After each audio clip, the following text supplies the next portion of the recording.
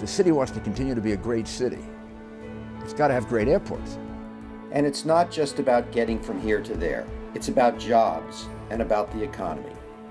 Every year, LaGuardia contributes more than $16 billion in economic activity to the region, generating about 121,000 total jobs and $5.9 billion in annual wages. So that's why Governor Cuomo came to us with a mission: create a 21st century LaGuardia Airport on a par with the best in the world.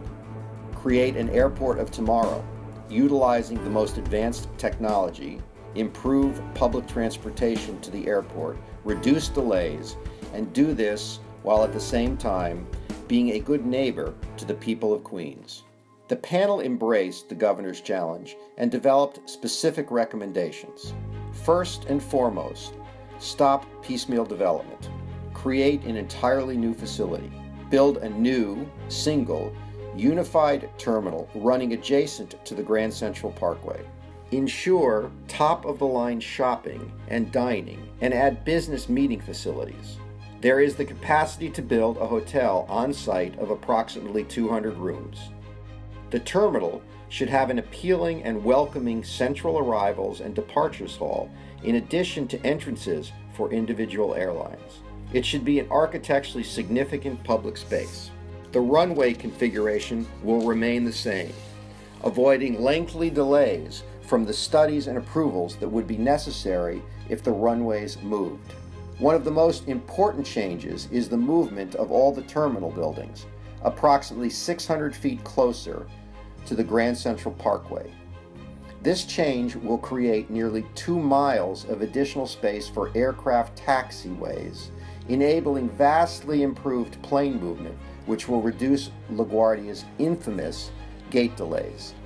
New parking garages should be seamlessly incorporated into the new facility. The panel endorses the governor's call for improved public transportation access to the airport.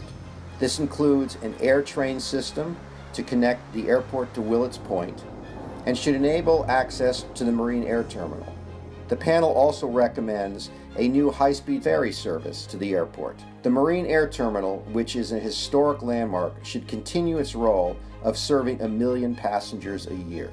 The panel also calls for an on-site automated tram to move passengers more quickly within the terminal.